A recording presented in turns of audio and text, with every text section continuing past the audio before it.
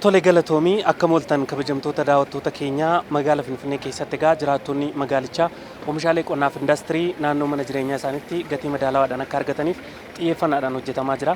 Keessattuu magaalaa Finfinnee keessatti giddugaloota gabaa ammayyaa'oo fi gurguddoo ijaaruudhaan qonnaan bulaan kallattiidhaan dirree oomishaarraa jiraattootaaf akka dhiyeessu giddugaltummaa faddaltoota tokko malee jiraattootaaf akka dhiyeessuuf egaa xiyyeeffannaadhaan hojjetamaa jira.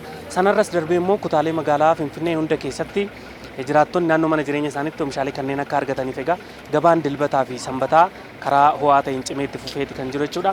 Nutis kan argamnu amma kutaa magaalaa Gollallee aanaa 8 keessatti kan argamu bakka gabaan dilbataa itti adeemsifamudha jechuudha. Gabaa dilbataa kanatti egaa oomishaaleen qonnaaf indaastirii garaagaraa gatii madaalawaadhaan jiraattonni naannoo kanaa gadi bahanii bitachaa jiru jechuudha. Guyyaa har'aa kana keessattuu hanqina boba'aa akka addunyaatti mudatee wal qabate daballiin gatii meeshaalee jiraattota irratti akka hin taasifamneef egaa bulchiinsi magaalichaa daldaltootaaf gatii maxxansee gatii maxxanii sanaan immoo jiraattotaaf akka dhiyeessaniif xiyyeeffannaadhaan hojjetamaa jira. Bakka kanattis kan argine isuma kanadha jechuudha. Oomishaaleen keessattuu bu'uuraa ta'an kan akka qullubbii, kan akka zayitaa, kan akka qullubbii diimaa fi qullubbii adii oomishaaleen garaagaraa mana keessatti yeroo yerootti nu barbaachisan kun gatiin isaanii maxxanfamee bulchiinsa magaalaatiin oomishaalee qonnaaf indaastirii gatii madaalawaadhaan argachaa jiraachuu argineeti kan jirru. Jiraattonni magaalichaas egaa kan isaan nutti himanii gabaan sanbataaf dilbataa jiraachuun kun gatii suuq irratti gurguramuun fooyyee akka qabu nutti himaniiru jechuudha. Garaagarummaa qarshii 20 qarshii 15 akka qabaatu